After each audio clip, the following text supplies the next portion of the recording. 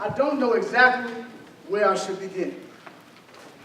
All I know is that I've always felt very alone when I was a little boy. I don't know when this feeling actually started. All I know is that I've always had it. In spite of being surrounded by 1,200 people now, I still feel alone. I was the youngest and baby boy with 3 older sisters. My mother always told me, you were what your dad always wanted. By the time I was old enough to really know anything, all the girls were already gone out of the house. I remember feeling I couldn't wait to be gone too. To say I wasn't loved, I guess would be a lie. I mean, I knew I was loved, but whether or not I felt it or could tell you what love was is another matter. See, I had food to eat, I had clothes to wear, my parents took me places, so I couldn't figure out why the feeling that I wasn't loved. In fact, I was more fortunate than most of the young boys that grew up in the projects. I had 2 working parents that lived in a household. In fact, I was what some people would consider spoiled, meaning I had a little bit of everything I wanted. But tell me, how can a person that has everything he wants have nothing he really needs? What I really wanted, what I really needed, it was for my mom and dad to listen to me, to hear me when I yelled at the top of my lungs, "Mom, Dad, stop fighting!" You never respect me. You don't own me, I can do what I want to do. You never respect me. You don't own me, I can do what I want to do. You never respect me. You don't own me, I can do what I want to do. Neither Jesus, Allah, or any other God can stop them from arguing. And believe me, I prayed to them all. See, in my home, I learned that love and betrayal work hand in hand. I learned you could not have one without the other. So I learned to take and give love at my discretion. That was how I wanted, when I wanted, and who I wanted to give it to. It was safer that way. Because when Mom and Dad fought, they said things to each other that were disrespectful, intolerable, unloving, unforgiving, and you want me to love? Hell no. Love ain't nothing but a tool that means pain, and I want no part of it. What was wrong with you, Dad? Why did you let her do that? Why did you fight back? If it wasn't for this boy, I would have been gone. See, I made it in my mind long time ago not to let any woman disrespect me the way Mom disrespected Dad. So I ran away. Not physically, because I didn't have a job and I would have starved to death. But mentally. I ran away mentally and detached myself. So I started to hang out with the cool boys.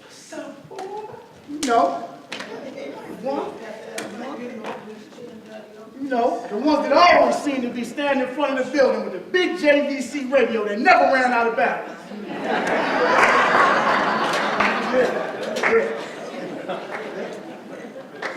Those were the ones that my mom always wanted me not to be like.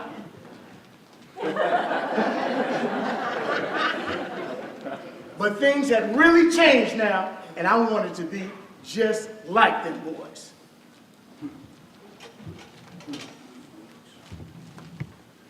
I remember me and my dad used to go out on the weekend shopping. I used to love those days because my dad used to let me drive.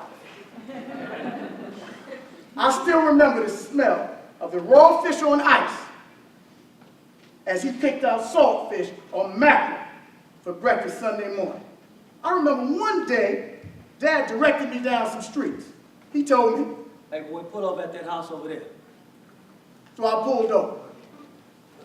I watched my dad get out of the car, knock on the door, and a woman came out. It was my sister's girlfriend, Geraldine. I watched as he talked with her for a while, and I remember Geraldine kept watching me.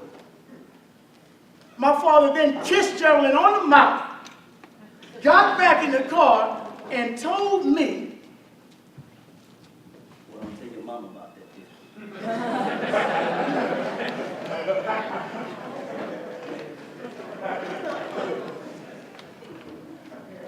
That's the first time I heard the voice whisper,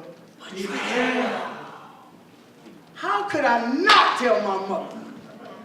And to make matters worse, Geraldine had 2 kids that attended the daycare center where my mother was a bookkeeper.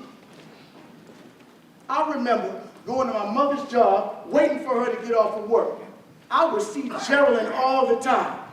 She wouldn't smile, and neither would I. It was like we kept a dirty secret between us. That's the second time I heard the voice whisper, betrayal.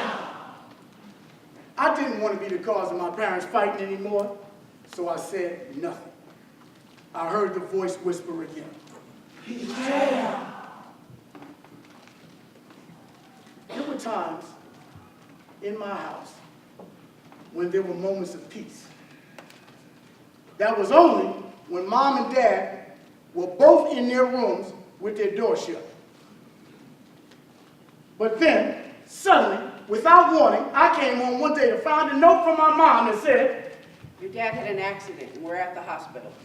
I ran 4 blocks to the hospital where I found my mother and father sitting in the emergency clinic.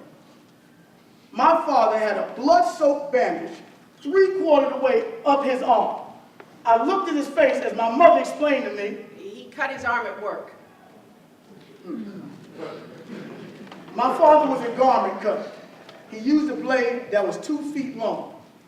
The cut was so deep that it severed some nerves and some tendons.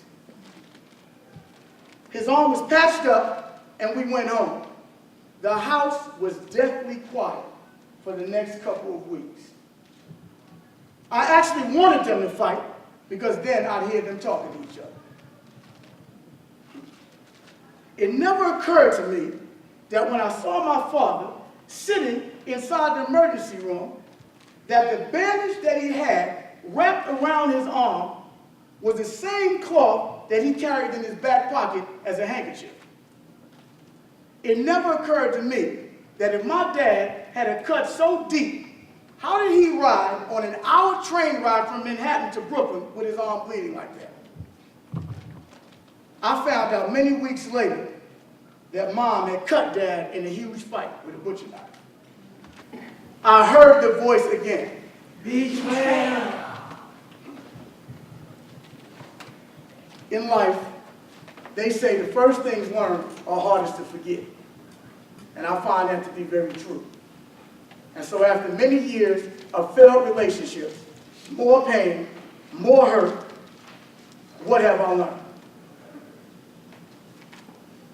If I've learned anything, I have learned that we are all created to love one another. If I have learned anything, I have learned not to blame these things on my parents. If I have learned anything, it's because I have seen too much. And I couldn't go back even if I wanted to.